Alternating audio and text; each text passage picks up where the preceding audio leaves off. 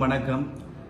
கடந்த 24ஆம் தேதி வடக்கு மாகாண ஆளுநர் அவர்களால் சாவச்சேரி நகர சபையினுடைய உபதவிசாளராகிய என்னுடைய அந்த உபதவிசாளர் பதவியையும் நகர சபையினுடைய உறுப்பினர் என்ற பதவியையும் உடனடியாக நீக்கி அவர் வர்த்தமானி அறிவித்தல் ஒன்றை வெளியிட்டிருந்தால், உண்மையிலேயே ஏன் நான் அந்த பதவியிலிருந்து ஆளுநரால் தன்னிச்சையாக நீக்கப்பட்டேன் என்ற விவரம் எங்களுடைய தென்மாட்சி மக்களுக்கு தெரியும். அதனுடைய வெளிப்பாடு தான் இன்றைய தினம் அவர்கள் தென்மாட்சியினுடைய சாவகச்சேரி கொடிகாமம் நகர பகுதியை முடக்கி வர்த்தக நிலையங்களை மூடி தமது ஆளுநருக்கு எதிரான இந்த ஜனநாயக அராஜகத்துக்கு எதிராக கடையேற்ற அடைப்பு போராட்டத்தை இன்றைய தினம் மேற்கொண்டுள்ளார்கள். உண்மையிலேயே ஏன் என்னை பதவி நீக்கினார்கள் என்று சொல்லி தெரியாதவர்களுக்காக நான் சில விளக்கங்களை அளிக்க வேண்டியவனாக இருக்கின்றேன். கடந்த ஆண்டு 11ஆம் மாதம் 5ஆம் தேதி வடக்கு மாகாண சபையினுடைய உள்ளாட்சி ஆணையாளராக இருக்கக்கூடிய வடக்கு மாகாண உள்ளாட்சி ஆணையாளர் ஒரு கடிதத்தை உள்ளாட்சி மன்றங்களுக்கு அனுப்புகின்றார். அந்த கடிதத்திலே குறிப்பிடப்பட்டிருக்கின்றது, உள்ளூராட்சி மன்றங்கள் அதிகார எல்லைக்குள் கட்டப்படும் வணிக நிறுவனங்கள், சிற்றுண்டி சாலைகள், தேநீர் கடைகள், கோப்பி கடைகள், உணவகம் மற்றும் இவை ஒத்த கட்டடங்கள், ஹோட்டல்கள், விடுதிகள், பொதுநோக்கு மண்டபங்கள், தொழிற்சாலைகள் மற்றும் உள்ளூராட்சி மன்றங்களால் வியாபார வரி மற்றும் வியாபார அனுமதி பத்திரம் வழங்கப்படுகின்ற கட்டடங்களுக்கான குடிபுகு சான்றிதழை COC பெற்றுக்கொள்ளாமலே குறித்த நிறுவனங்கள் தங்களது செயற்பாடுகளை ஆரம்பிப்பதுடன் குறித்த நிறுவனங்களுக்கு உள்ளாட்சி மன்றங்களால் வியாபார உரிமம் மற்றும் வியாபார வரியை அறவிடுகின்ற செயற்பாடுகளை மேற்கொள்கின்றமை தொடர்பான முறைப்பாடுகள் குறைக்கப்பட்டுள்ளமை அவதானிக்கப்பட்டுள்ளன்னு சொல்லி இந்த கடிதத்திலே குறிப்பிட்டிருக்கின்றார். அதில் தொடர்ச்சியாக மேற்படி நிறுவனங்களுக்கான வியாபார உரிமம் வழங்குதல் மற்றும் வியாபார வரி அறவிடு நடவடிக்கை எடுக்கப்படுகின்ற பொழுது குறித்த வணிக நிறுவனங்கள் குடிபுகு சான்றிதழை பெற்றுக்கொண்டுள்ளமை தொடர்பான ஆவணங்களை பெற்று பரிசீலித்து குடிபுகு சான்றிதழை பெற்றுக்கொண்ட நிறுவனங்களுக்கு மட்டும் வியாபார உரிமத்தை வழங்குமாறு, அதனை பெற்றுக்கொள்ளாத வியாபார உரிமம் மற்றும் வியாபார வரி அறவிட்டு நிறுவனங்களுக்கான வியாபார உரிமத்தை ரத்து செய்து சட்ட ரீதியான நடவடிக்கைகளை மேற்கொள்வதுடன் தங்களால் எடுக்கப்பட்ட நடவடிக்கையை அறிக்கையிடுமாறு கேட்டுக்கொள்கின்றேன் சொல்லி தன்னுடைய அந்த அறிவித்தலிலே குறிப்பிட்டிருக்கின்றார். அதாவது கட்டட குடிபுகு சான்றிதழ் பெறாத வியாபார நிலையங்களுக்கான வியாபார உரிமத்தை இவர் நிறுத்தி சட்ட நடவடிக்கையை மேற்கொள்ளுமாறு இந்த அறிவுறுத்தலே கூறியுள்ளார். இந்த கடிதம் 11ஆம் மாதம் 5ஆம் தேதி எங்களுடைய கைக்கு கிடைத்தது. ஆனால் உள்ளாட்சி மன்றத்துக்கு அனுப்பப்பட்டிருந்தது. ஆனால் தை மாதம் 20ஆம் தேதி எங்களுடைய சபை கூட்டத்துக்கு முதல் நாள் 19ஆம் தேதி தான் எங்களுடைய கைக்கு கிடைக்கின்றது. எங்களுடைய வர்த்தகர்கள் தை மாதத்திலே தங்களுடைய வியாபார உரிமத்தை அல்லது வியாபார வரியை பெறுவதற்காக நகராட்சி மன்றத்துக்கு வருகை தந்த பொழுது அவர்கள் அங்கிருந்த அதிகாரிகளால் திருப்பி அனுப்பப்படுகின்றார்கள்.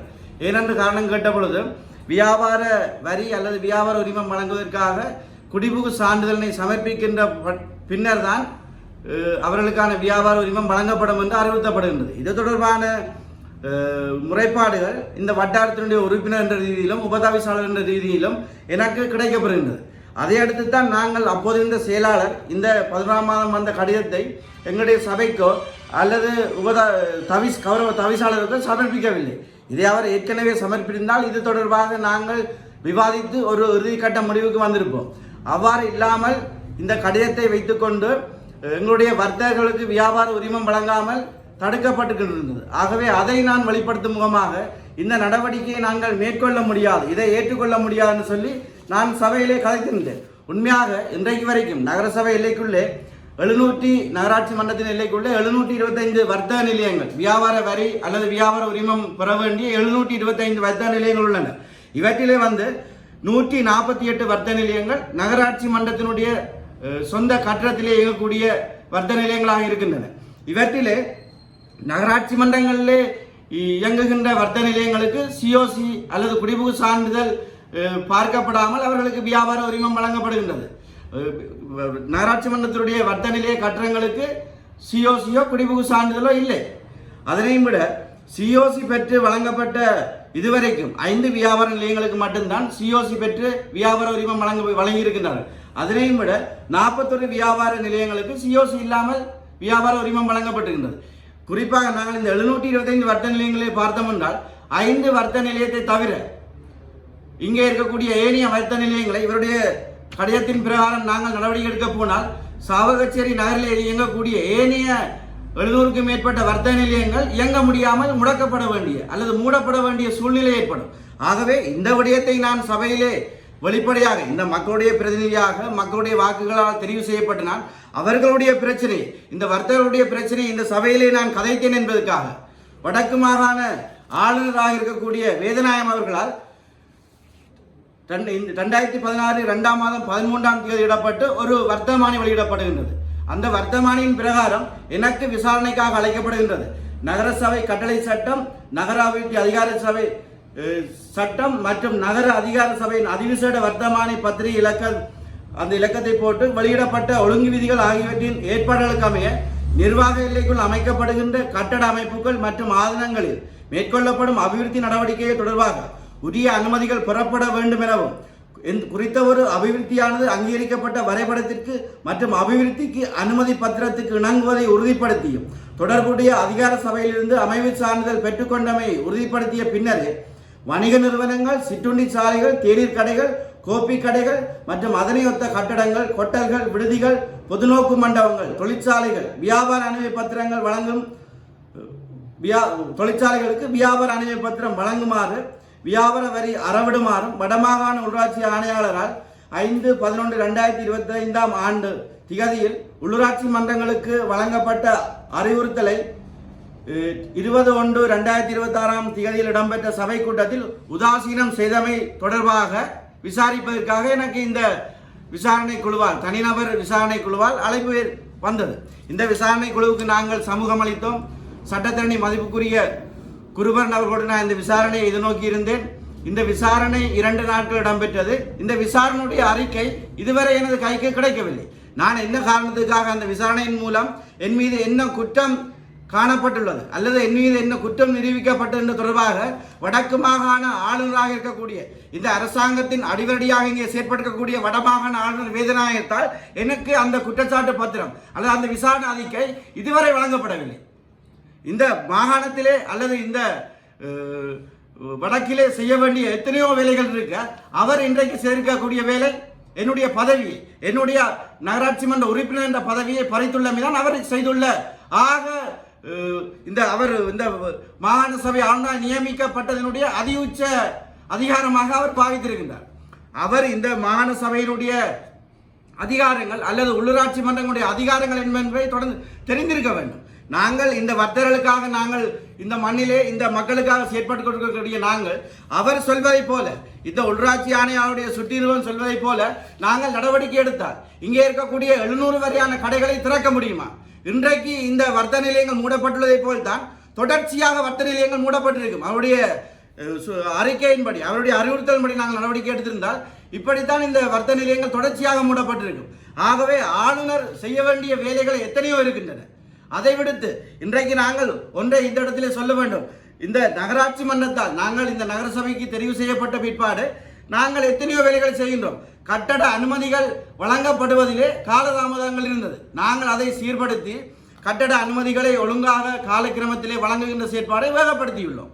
கட்டடம் அனுமதி பெற்ற பிற்பாடு புதிய வர்த்தக நிலையங்கள் அமைக்கப்படுகின்ற பொழுது நாங்கள் குடிபுகு சான்றிதழை நாங்கள் கட்டாயமாக பார்க்கின்றோம். குடிபுகு சான்றிதழ் பெற்றுக்கொள்ள வேண்டும் என்பதிலே எங்களுக்கு எந்த மாற்று கருத்தும் இல்லை.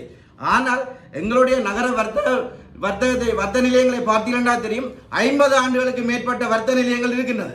50 ஆண்டுகளுக்கு மேற்பட்ட வர்த்தக நிலையங்கள் இருக்கின்றன.